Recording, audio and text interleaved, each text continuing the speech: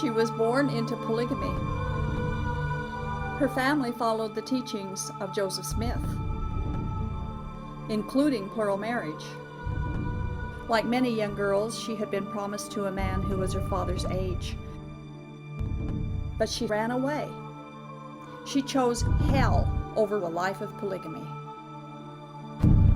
That girl was me. I was lost, alone, desolate. Then Jesus Christ found me and rescued me. In His love, I found real freedom. He is a shield to all who will take refuge in Him. This is why I can look back and ask, polygamy? What love is this?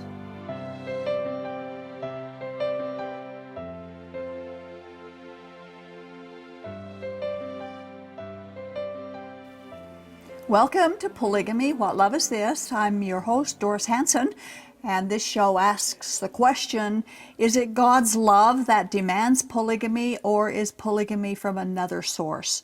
Before we get started on today's show, we just want to let you know that we help people who want to leave polygamy. We help you get out. You can contact us if you or someone that you know wants to get out. All right, we have a toll-free number. It's 877-425-9993. We also have a website that you can go onto and just find out something about us and have questions answered. And the website is shieldandrefuge.org. When you call us, everything that we discuss is held in confidence. Or if you or someone you know would like to be a guest on the show or have any questions about any of our shows, you can email us at email@whatloveisthis.tv. And now I would like to welcome our ongoing guest co-host. I don't even know if you're a guest co-host anymore. I'm just the co-host. You are the co-host. I've been graduated, promoted, more money, right? You betcha. Double. Frequently, I use the internet to research topics and current events and blogs for fresh ideas and up-to-date information about polygamy to use for the show. Recently, I came across a blog written by Lindsay Hanson Park that contains interesting and relevant information. And we want to thank her for permission to use some of her material here. The link to her blog is on the screen. You can Google 10 Things Polygamy Gave Mormonism to get to her blog. It's on pathos.com blogs. And we wanted to share this information as part of our ongoing series that asks the question, why leave a polygamy group and then turn around and join the LDS Church? Now, despite the fact that LDS refused to acknowledge their relationship with today's polygamy groups, when truth be told, polygamy actually shaped much of the fundamental beliefs and practices of today's LDS. If there had been no polygamy, today's LDS Church would look a whole lot different.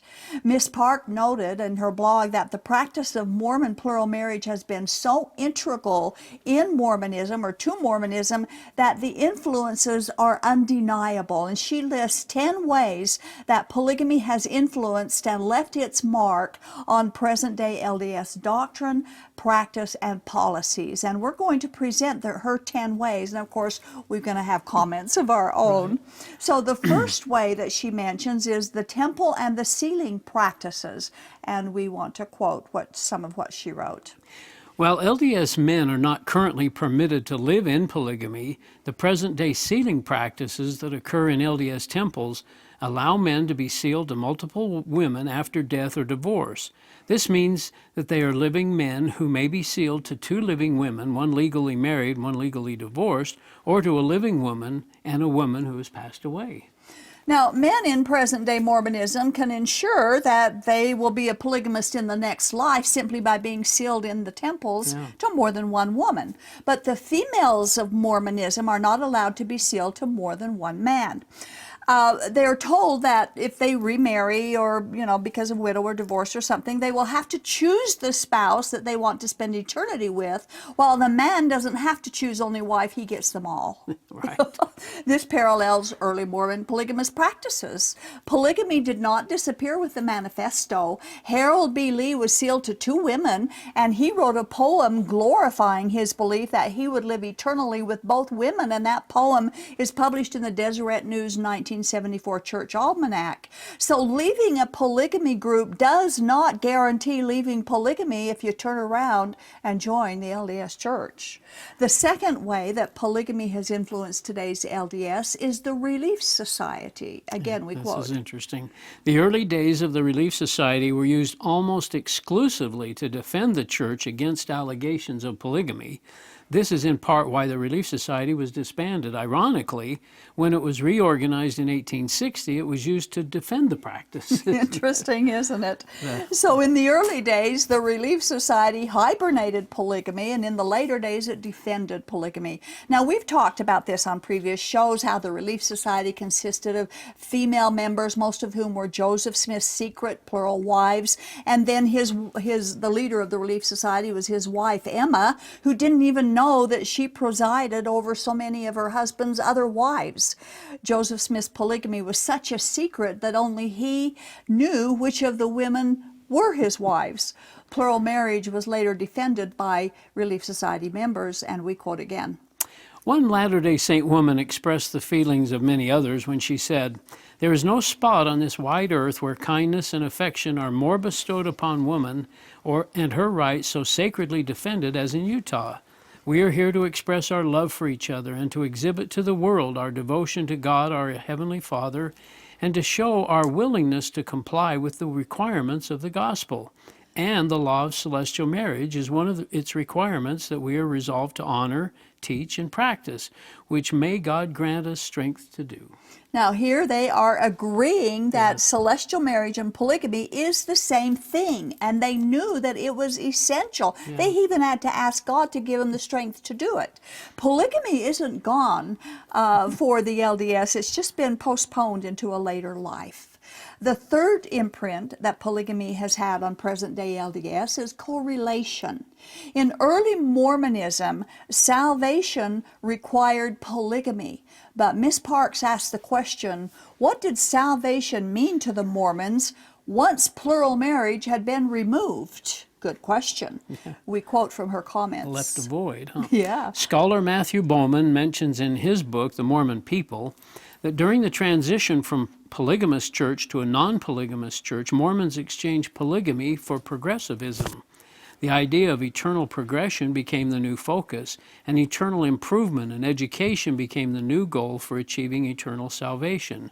This eliminated the idea of dynastic eternal unions and replaced them with individual self-discipline. Doing so created an even greater emphasis on works over grace and drove further the idea that Mormons need to work their way into the celestial kingdom. Isn't that interesting? Yes, it is. They all had preached that polygamy was essential for eternal life and exaltation. Now polygamy was gone, and it had been a big deal.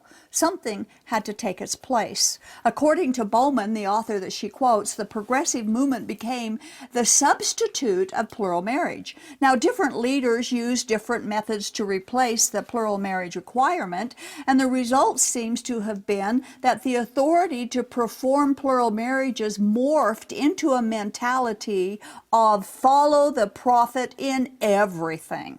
And that's the way it is today. Yep. When polygamy was banned, there was a void in Mormon doctrine and practice, and something had to fill the void, and this progressiveness became the force that filled the void.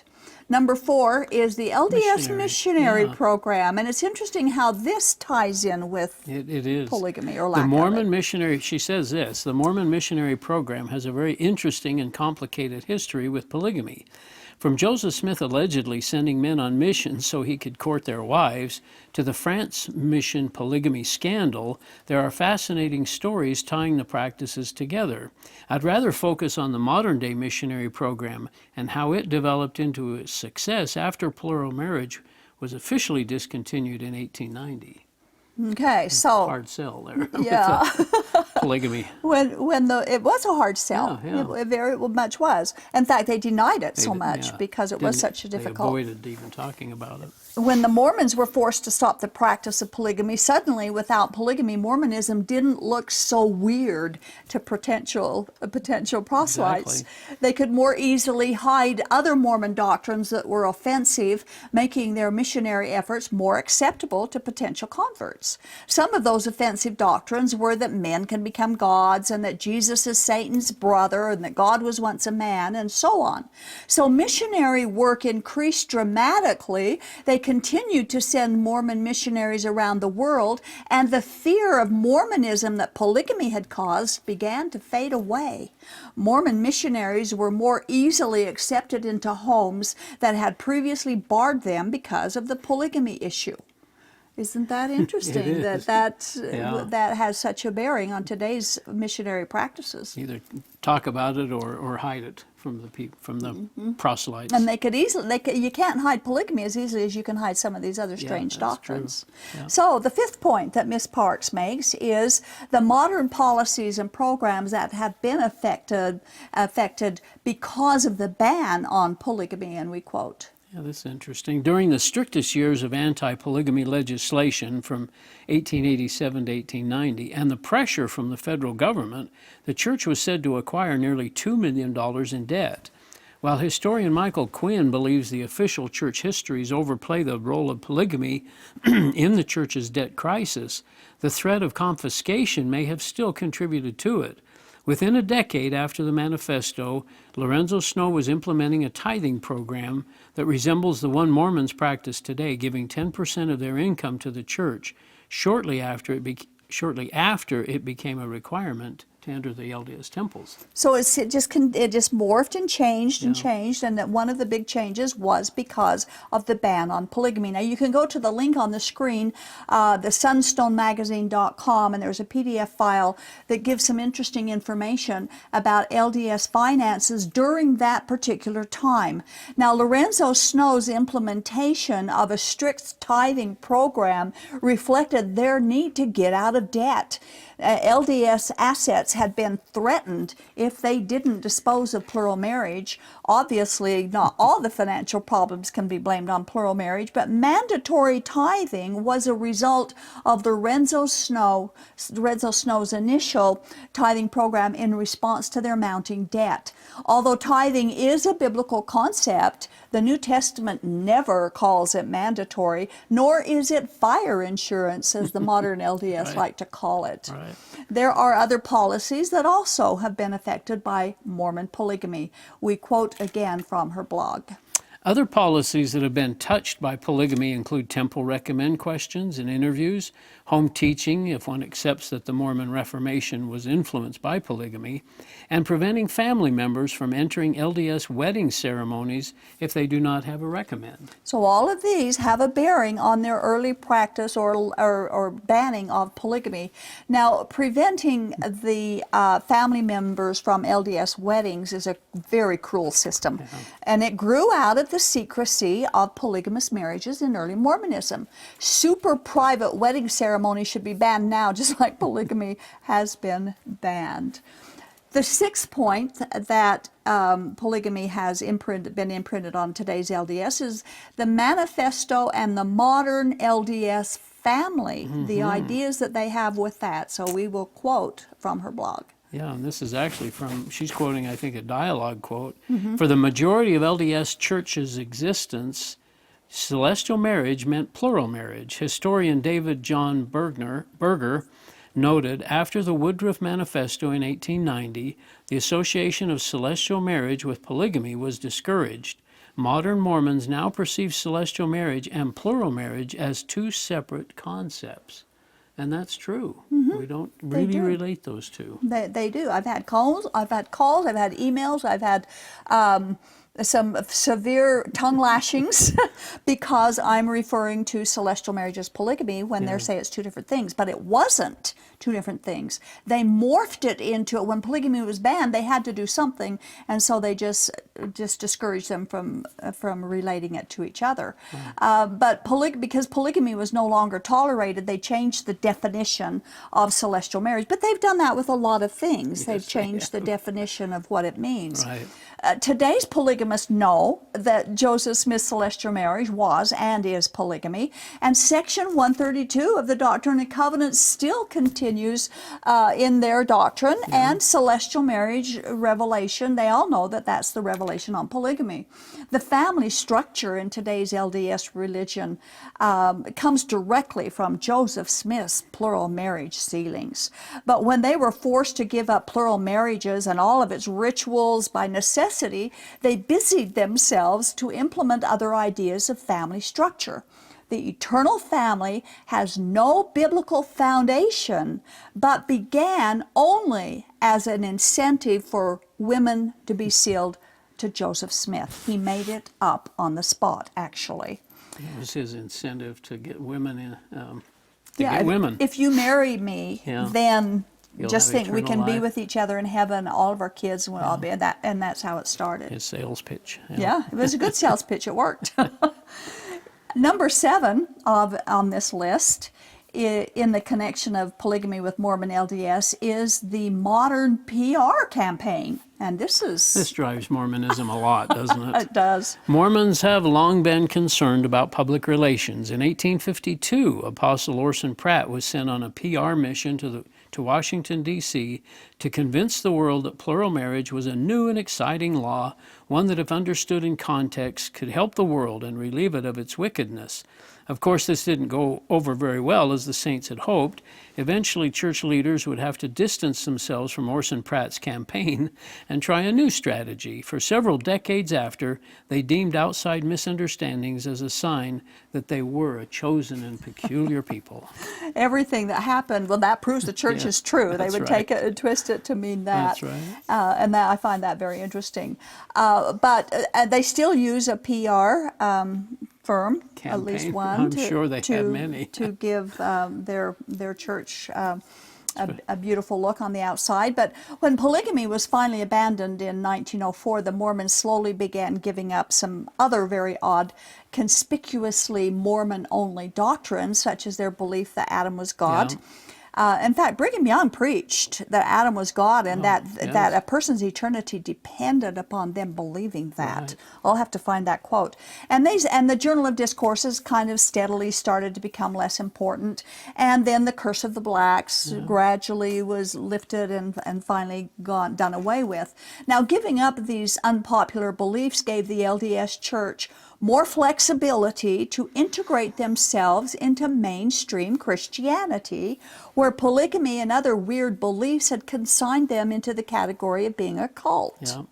Now, without the baggage of polygamy, public relations was much more effective in trying to bring the LDS into a more favorable light. And so far as they're concerned, it's been quite successful. Yeah, and they have advertising campaigns to make the church look, and movies now. There's no other church I know that advertises themselves on TV and brags about themselves like the Mormon Church does.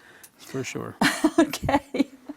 The 8th way that polygamy influences modern-day LDS is the Mormon idea of heaven.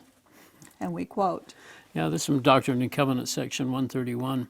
In the celestial glory, there are 3 heavens or degrees, and in order to obtain the highest, a man must enter into this order of the priesthood, meaning the new and everlasting covenant of marriage, and if he does not, he cannot obtain it. Now, there's hidden in verse 2 especially is polygamy. Priesthood was polygamy. The new and everlasting covenant is and was polygamy. Okay, so that's what the priesthood was. And in these 3 verses, it explains the Mormon idea of heaven and who gets to go there. Now, it's obvious from verses 2 and 3 that polygamy was the new and everlasting covenant, and it defines the priesthood as being polygamy. Verse 3 warns that without polygamy, you cannot obtain exaltation. That's right. Did you know that when you were a Mormon bishop? Yeah, I did. Without polygamy, you could not be exalted. Well, I knew it, but I figured I was going to live it in heaven. So that's how they got around that. Yeah. Well, section 131 explains that celestial marriage, which is polygamy, and the priesthood are synonymous terms. The thing is, the polygamists live it here so that they can be sure that they get it when they die. Get so the blessings. We want to quote again what Ms. Parks said. While the conception of eternal life, especially the afterlife, is very much very much influenced by the practices of plural marriage, I'll only focus on a few connections for the sake of brevity. There are many. The revelation outlining the structure of the celestial kingdom was given in 1843. Joseph Smith was with his newly sealed plural wife, Almira Johnson, when he recorded this revelation. He had married her as a plural wife a month earlier.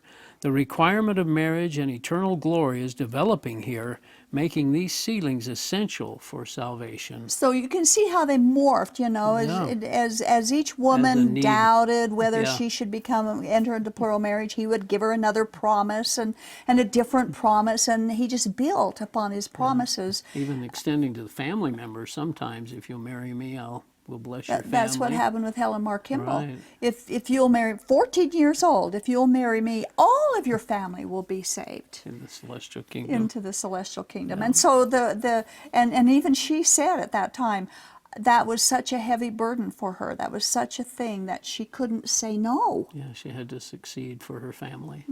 Yeah. Boy. Now, Mormon fundamentalists, of course, still believe original Mormon doctrine, which makes them the true Mormons. And they believe that the celestial kingdom is for polygamists only, which is what early Mormonism taught.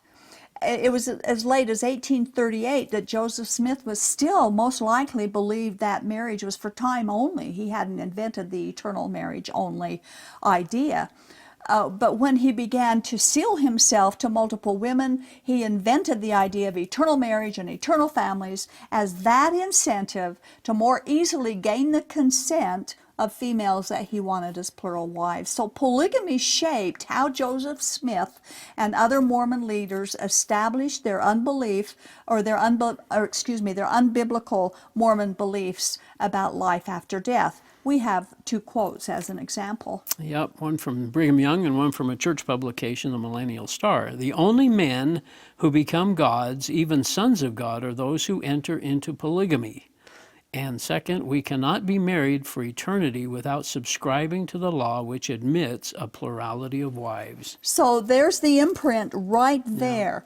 You get to heaven through polygamy. Your exaltation comes through polygamy, and that is early Mormon polygamous. They morphed that over to celestial marriage. So now all you have to do is get sealed in the temple. Well, and even in current Mormonism, this is what we assumed, that we were going to live polygamy in heaven. Right. That was just part of the program. Those who leave polygamy groups and join the LDS Church are not leaving polygamy behind. They're embracing it for eternity. So I would certainly think that over if I were you. The number 9 is church leadership. Yeah. In many ways, the LDS Church leadership is still a very dynastic system where leaders are connected through familial connections. For nearly half the Church's early history, plural marriage openly allowed and encouraged these dynastic sealings. Today, the connections within the leadership is still largely about who you know. And that's very. And what's your last name? And what's your last name? Very simply, the LDS Church leadership and the Mormon fundamentalist group leadership reflects generational kinship. The top administration of the Mormon Church and of most polygamy groups resembles an extended family. In other words, there's a whole lot of nepotism going on, which is a direct reflection on keeping polygamy all in the family, which is what they did in the early days. Yeah. And number 10, and by the way, this is not comprehensive. There's a lot we could add to this. Sure. But number 10 is temple attendance, sacredness, holy garments, and oaths. The temple garment started out as a way to set polygamous men apart from monogamous men.